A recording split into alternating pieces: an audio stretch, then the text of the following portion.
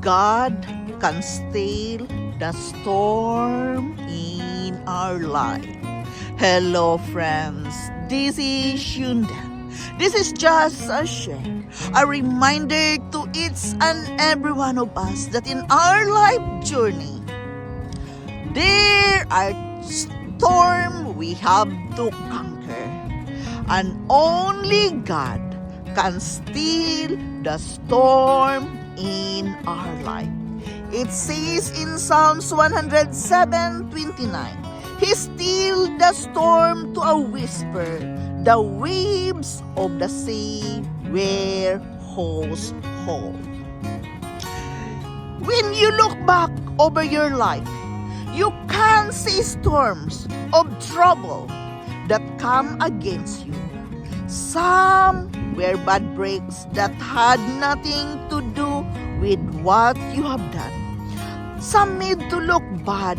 You were left out of mischaracterized and made to look bad. Other times, you tried to step up to a new level.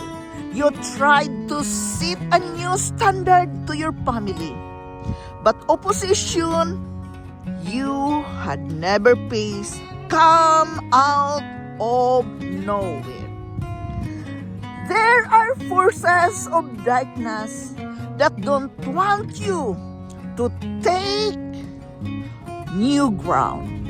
When the enemy says you start to progress, he'll send the storm, the waves, and the winds, but they cannot stop what God has ordained for you.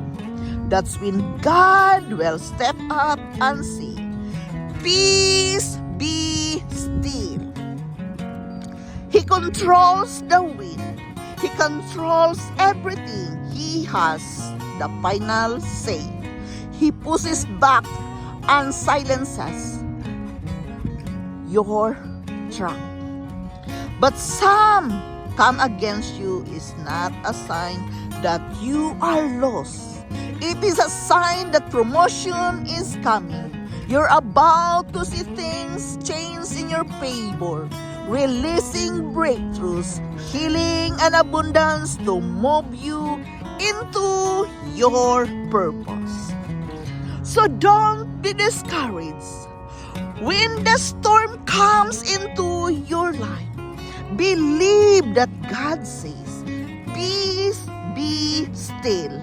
He's still the storm, but you have to come before Him and practice gratitude, thanking Him for stilling the storm and are sent to stop the future for coming to when waves were threatening.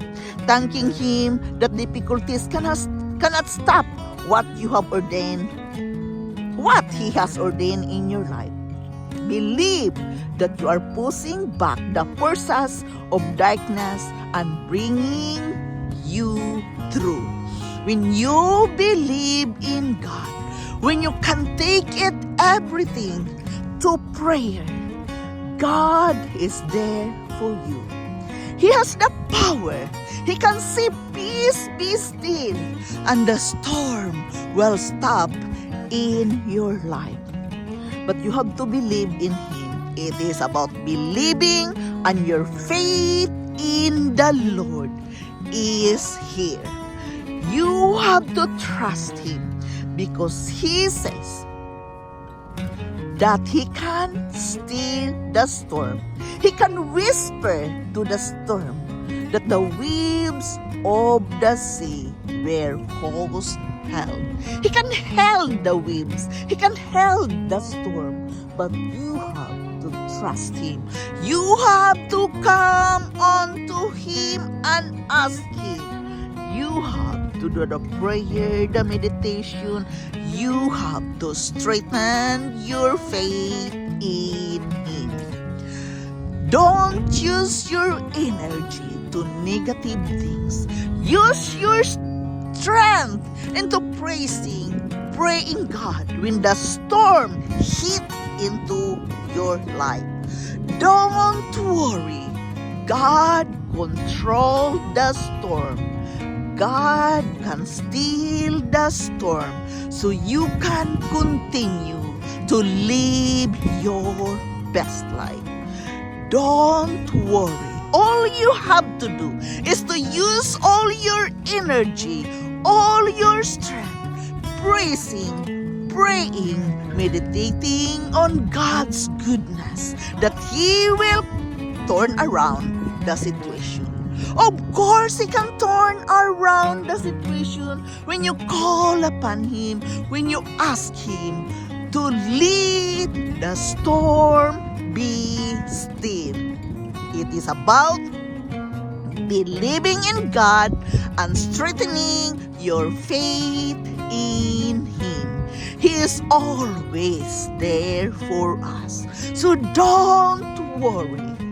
Trust in God when the storm hit your life.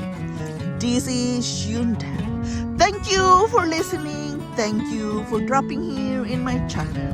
I am very grateful to each and every one of you supporting me here in my channel.